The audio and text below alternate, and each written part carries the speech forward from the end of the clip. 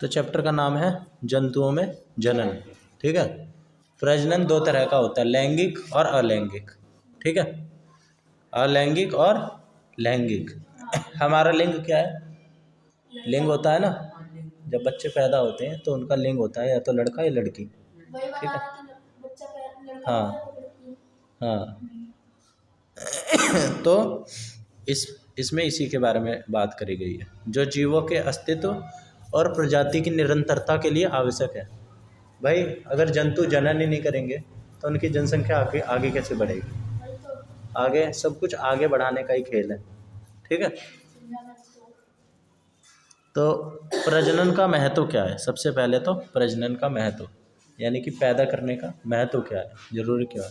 तो ये अस्तित्व की अनिवार्यता, ताकि हमारा एग्जिस्टेंस, इंसान या कोई भी जानवर अपनी जो है वो मौजूद रहे। ठीक है, ख़त्म ना हो जाए। ठीक है। और पाचन, परिसंचरण और श्वसन जैसे अन्य आवश्यक जीवन प्रक्रियाओं की तरह भी, जैसे ये सारी चीज़ें होती हैं ना हमारी बॉडी में, जैसे पाचन होता है, ठीक, जैसे ब्लड सर्कुलेशन हो रहा है, हम सांस ले रहे हैं, वैसे ही जीवन प्रजनन भी एक प्रजाति की निरंतरता के लिए अत्यंत महत्वपूर्ण है। ठीक है, कॉन्टिन्यूएशन ऑफ स्पीसीज। ठीक है, पीढ़ी दर पीढ़ी निरंतरता, जैसे तुम्हारे पापा, तुम्हारे दादा, ये पीढ़ी है, तुम्हारे दादा के दादा। ठीक है, तुम्हारी मम्मी, तुम्हारी नानी, तुम्हारी नानी नानी है ना। तो यह सुनिश्चित करता है कि समान प्रकार के जीव पीढ़ी दर पीढ़ी मौजूद रहें।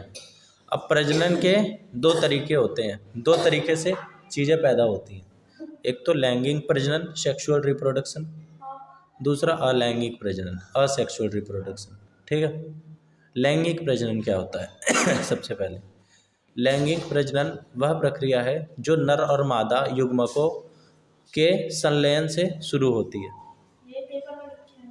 हाँ, नर और मादा युग्मकों, जब नर और मादा आपस में संभोग करते हैं, सेक्स करते हैं, ठीक है, तो बच्चे पैदा होते हैं। ठीक है, हंसी क्यों आ रही है? कोई जोक सुना रहा हूँ क्या मैं? भाई मैंने कई बार बोला है तुम्हें हंसी बहुत आती है। अभी यही बात तुम्हारी मम्मी को बताऊँ, बुला के आज ये चैप्टर पढ़ा रहा हूँ और क्या कहते हैं हंसी आ रही है जो है।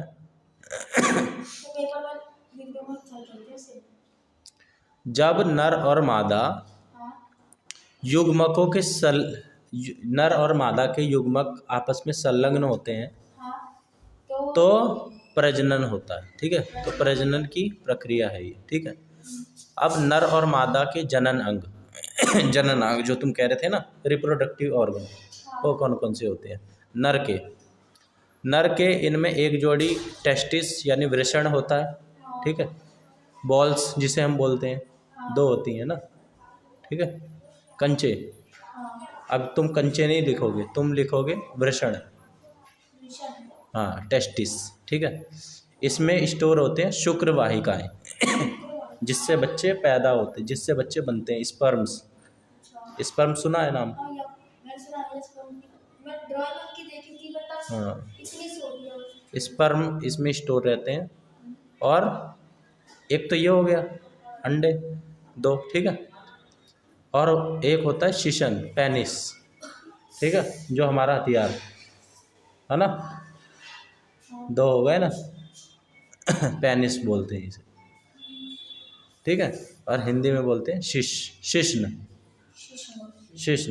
भाई तुम स्वेटर क्यों नहीं पहन के आए जब ठंड लग रही है? तो इसे लग रही है। ठीक है, इसके बाद वृषण नर युग्मक उत्पन्न करते हैं जिन्हें शुक्राणु कहा जाता है। जो हमारे अंडे होते हैं वहीं पे ही शुक्राणु उत्पन्न होते हैं। ठीक है, जिससे अब शुक्राणु क्या होते हैं? शुक्राणु होते हैं, यह आकार में बहुत छोटे होते हैं। ठीक है, यह एक एकल कोशिका होती है, यानी कि सिंगल सेल होते हैं। हमारी जो बॉडी पूरी बनी हुई है ना, सेल्स से मिलके बनी हुई है, कोशिकाओं से। ठीक है, तो ये एक कोशिका से मिलके बनता है एक। ठीक है, इसमें एक सिर होता है, मध्यखंड होता है और एक पूंछ होती है। ठीक है, सिर होता है, मध्यखंड होता है और एक पूंछ होती है। ठीक है, हाँ हाँ, भाई पढ़ के आना, वो तो सारे चैप्टर पे एप्लीकेबल है, इसमें ही क्या। तो हो गए नर जननांग, बस इतने से ही होते हैं। एक अंडे, मतलब इसको शुद्ध हिंदी में बोलते हैं, क्या बोलते हैं, वृषण और शिश्न, अंडे और हमारा जो हथियार है, ठीक है, दो चीज।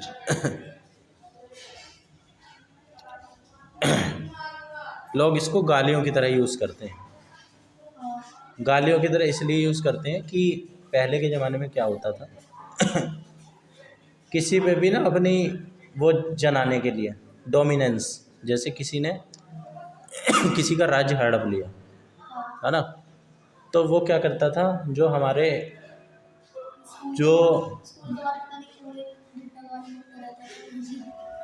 सुनो, पहले तुम बात सुनो, इसको इसीलिए क्योंकि पहले जो राजा महाराजा होते थे वो जैसे किसी का हमला कर दिया किसी देश में, तो उनकी जो बहन बेटियां होती थी, ठीक है, वो इज्जत मानी जाती थी घर की, तो उनको हड़प के उनका रेप वगैरह कर देना, ठीक है, उनका शारीरिक शोषण कर देना, ठीक है भाई। अब हमला हो रहा है ना, हमले में तो गलत गलत चीज़ें ही करेगा ना सारी इंसान, वो तो ये करेगा ना कि मैं इनको किस किस तरीके से नीचा दिखलाऊं, किस किस तरीके से हराऊं, ठीक है। अब नर जननंग समझ में आ गए। अब मादा जननंग, मादा जननंग के बारे में जानते हो, इसमें एक जोड़ी अंडाशय होता है, ठीक है, जिसे ओवेरीज बोलते हैं, और एक होता है अंडवाहिकाएं, ठीक है, जिन्हें फैलोपियन ट्यूब भी कहते हैं, ठीक है, और एक होता है गर्भाशय, यानी कि में 3 चीज़ें होती हैं, ठीक है। हाँ, लड़कियों में एक अंडाशय, दूसरा अंडवाहिकाएं और तीसरा गर्भाशय, ठीक है। अब अंडाशय क्या होता है, अंडाशय जानते हो, अंडाशय, हाँ तुम ड्राइंग देखते हुए चलो।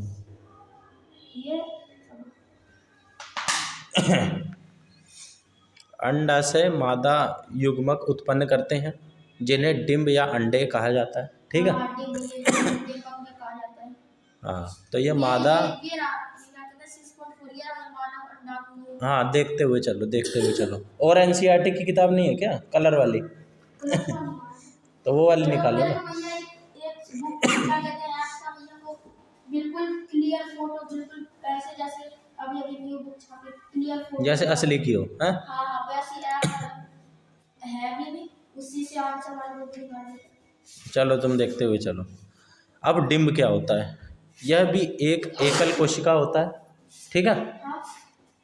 सवाल पूछूंगा अभी, ठीक है, पर जब नहीं बता पाया ना पीटूंगा अभी, समझ गए ना, ध्यान दो, सवाल पूछूंगा इसके बाद। डिंब, यह भी एक एकल कोशिका होता है, मनुष्यों में हर महीने एक परिपक्व अंडा अंडवाहिका में छोड़ा जाता है, ठीक है, ठीक है। तो जो लड़कियों में पीरियड्स होते हैं, जो मेंस्ट्रुअल साइकिल होती है, वो भी इसी वजह से आती है, ठीक है। मेंस्ट्रुअल साइकिल, मासिक धर्म, मानसिक नहीं मासिक, हर महीने लड़कियों में पीरियड्स होते हैं ना, वो इसी वजह से होते हैं कि अगर अंडा क्या कहते हैं, मेल के उससे स्पर्म से नहीं उसे मिल पाता है, ठीक है, फर्टिलाइज नहीं हो पाता है वो, तो वो ब्लड के साथ बाहर आ जाता है, ठीक है। अगर हो जाता है तो 9 महीने तक पीरियड्स नहीं आते हैं, तब बच्चा बन रहा होता है ना, उसी खून से, जो खून आ रहा होता है तो हम खून से जो बने हैं वो इसी खून की देन है, ठीक है। जो महिलाओं में हर महीने आते हैं, ठीक है। इसके बाद गर्भाशय, गर्भाशय वह स्थान है जहाँ बच्चे का विकास होता है, जहाँ हम तुम पले हैं ना, जहाँ हम रहे हैं माँ के अपने कोख के अंदर, उसे बोलते हैं गर्भाशय, ठीक है। अब मनुष्यों में अंडे बहुत छोटे होते हैं, ठीक है। अब इनके जो लड़कियों के अंडे होते हैं ना, ये बहुत छोटे होते हैं, मतलब इतने भी छोटे नहीं होते जैसे, हाँ हाँ, इनको तुम आँखों से नहीं देख सकते इस वर्म्स को, ठीक है। लेकिन जो अंडे होते हैं ना, वो भी बहुत छोटे छोटे से होते हैं, लेकिन वो ध्यान से देखोगे तो दिख जाएंगे, ठीक है। अगर उनको लैब में निकाल के दिखलाए ना, ऐसे तो तुम देख नहीं पाओगे अगर निकालें लैब में तो दिख जाएंगे, ठीक है। अब तुमने सुना होगा ये पंछी वगैरह के अंडे होते हैं ना, इनके बड़े बड़े होते हैं, इनके दिख जाते हैं, है ना शुतुरमुर्ग का अंडा सबसे बड़ा होता है, ये भी दी हुई है तुम्हें जानकारी। वो भी भैया इतना बड़ा होता है सब। वो बहुत बड़ा होता है भाई। कुर्सी जितना। हाँ हाँ। अब निषेचन क्या होता है? फर्टिलाइजेशन। यह प्रजनन प्रक्रिया का पहला चरण है जिसमें एक शुक्राणु एक डिंब का संलयन होता है, यानी कि जो मेल का स्पर्म है वो महिला के अंडे से जब जाके मिलता है ना, जैसे ये मिल रहा है फोटो में, है ना तो होता है निषेचन, जिसे बोलते हैं फर्टिलाइजेशन। जब एक शुक्राणु अंडे के साथ संलयन करता है, यानी उसके साथ मेटिंग करता है, मिलता है, तो शुक्राणु और अंडे के केंद्रक मिलकर एक एकल केंद्रक बनाते हैं, ठीक है। वो भी एक एकल है, वो भी एक एकल है। ये दोनों एक एकल मिलके एक सिंगल एकल बनाते हैं, दो नहीं बनाते अलग अलग, दोनों एक एक मिलके एक एकल बनाते हैं, ठीक है। इसका परिणाम क्या होता है? इन दोनों के मिलने से क्या होता है? इससे एक निषेचित अंडा या युग्मनज बनता है, जाइगोट, ठीक है। युग्मनज ही नए जीव की शुरुआत है, ठीक है। जैसे अंडा होता है ना, पंछियों का भी देख लो, अगर वो निषेचित है तो ही उसमें से बच्चा निकलेगा। मतलब मुर्गी हर महीने अंडा देती है, हर महीने या कुछ दिन में देती होगी पीरियड नहीं पता मुझे किस। बोलो। कबूतर के अंडे को या किसी के भी अंडे को हम छू लेते तो उसके अंडे में से बच्चा नहीं निकलता। भाई छू लेने से नहीं होता, तो छू तो लो, हाँ। लेकिन उसको अगर तुम ज़्यादा हिलाओगे डुलाओगे तो भाई बच्चा उसमें डेवलप नहीं हो पाएगा ना, मर जाएगा पहले ही। हाँ ठीक है। तो अंडे को सेती है, इसलिए सेता है, गर्म करता है, इनक्यूबेशन बोलते हैं उसे। हाँ, तो ये इससे क्या होता है? जायगोट बनता है, जब मनुष्य का मतलब नर का स्पर्म और महिला का अंडा आपस में निषेचित होते हैं, तो ठीक है। अब इसके कॉन्सिक्वेंस में क्या होता है? निषेचन के माध्यम से नए जीव को माता और पिता दोनों की कुछ विशेषताएं विरासत में मिलती है, ठीक है। अब हमारे बॉडी में से भी तो स्पर्म गया है, समझ में आ रहा है ना चैप्टर है? हाँ, अब देखो, निषेचन के माध्यम से नए जीव को माता पिता मिलते हैं, ठीक है। और निषेचन के प्रकार भी अब होते हैं, ठीक है। आंतरिक निषेचन, इंटरनल फर्टिलाइजेशन, वह निषेचन जो मादा शरीर के अंदर होता है, ठीक है। जैसे मनुष्य है, ठीक है, मनुष्य के अंदर होता है ना ये निषेचन। गाय है, कुत्ते हैं, मुर्गियाँ हैं, ये उनके बॉडी के अंदर ही होता है, ठीक है। अब मुर्गी में विकास का जान लो तुम। मुर्गी में विकास कैसे होता है? निषेचन आंतरिक अंग होता है, आंतरिक होता है, ठीक है। युग्मनज विभाजित होता है, ठीक है, विभाजित होता रहता है, और अंडवाहिका से नीचे जाते समय इसके चारों ओर सुरक्षात्मक परतें जैसे कठोर खोल बनती है, ठीक है। जो अंडा होता है ना, कैल्शियम कार्बोनेट का बना होता है, वो सफ़ेद सफ़ेद, ठीक है। और भ्रूण लगभग 3 सप्ताह में चूजे में विकसित हो जाता है। 3 सप्ताह लगते हैं चूजा उसके अंदर बनने में, अंडे के अंदर चूजा 3 हफ्ते में निकल जाता है, जिसके लिए मुर्गी को ऊष्मा प्रदान करती है।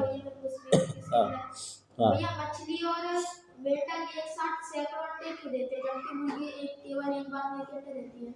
भाई अब ये तो अलग अलग हैं, ऐसे तो कुत्ते भी एक बार में 6-7 बच्चे देते हैं, है ना, बिल्ली भी एक बार में, लेकिन इंसान तो एक ही देता है।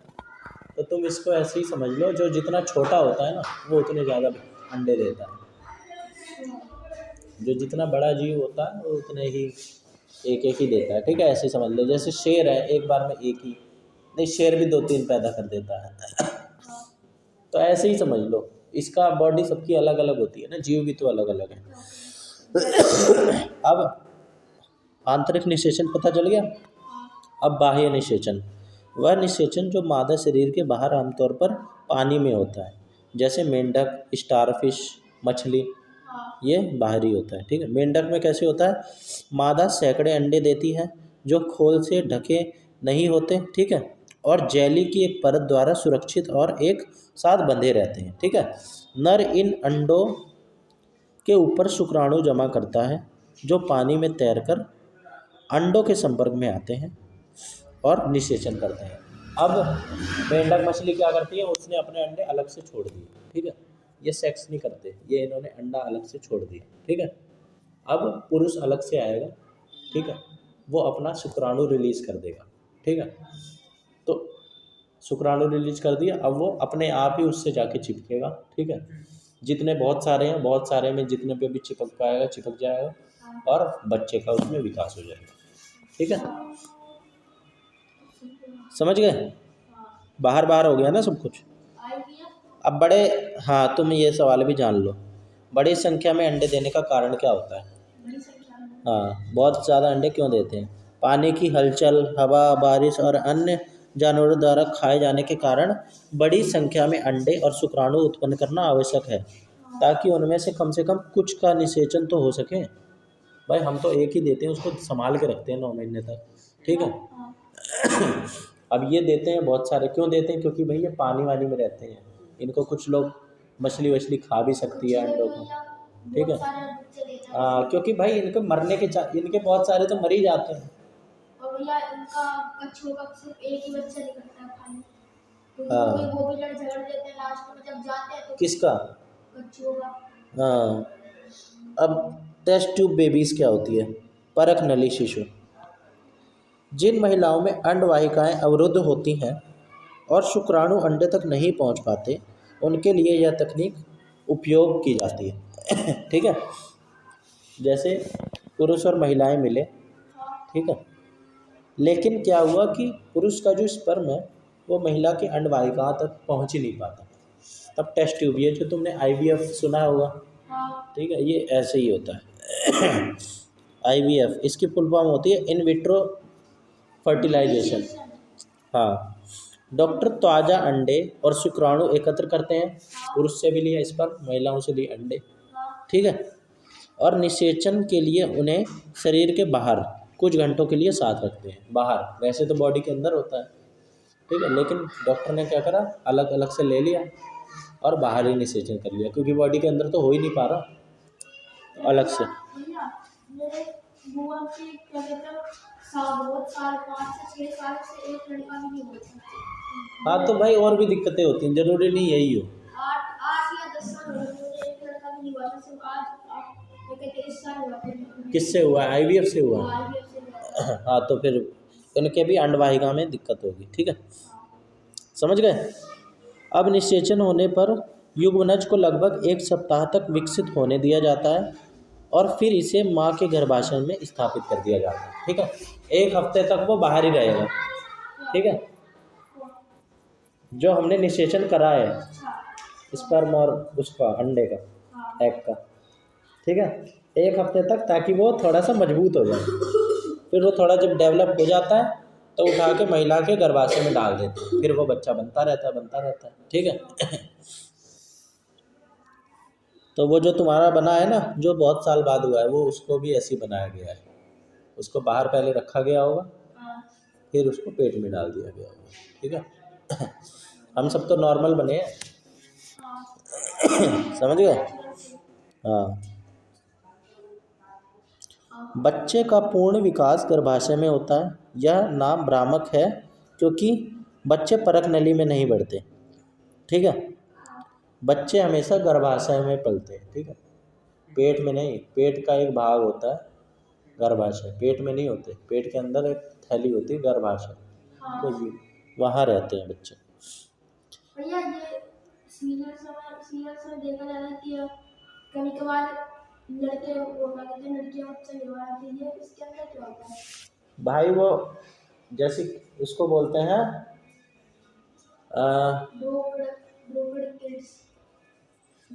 एक मिनट, उसको बोलते हैं वो उसको बोलते हैं यार वो एबॉर्शन करवा देते हैं। तो जो मान लो गलती से प्रेग्नेंट हो गई, ठीक है, उसे पता नहीं चला, उसे बाद में पता चला, तो उसको बच्चा तो चाहिए नहीं, ठीक है भाई, वो तो गलती से हो गया। हाँ, हाँ। जैसे कुछ होते हैं ना अनचाही संतान, बोलते हैं ना, फिर तो वो गिरवा देते हैं बच्चा दवाई ववाई के माध्यम से।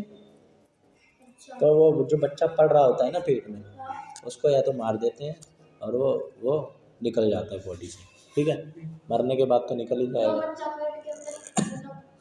हाँ हाँ, पेट में ही मर जाता है, समझ गए भाई? तुम भी तो यही करते हो, तुम नॉनवेज नहीं खाते, फिर उसमें तुम जान नहीं ले रहे हैं? तो उनको भी नहीं लगता,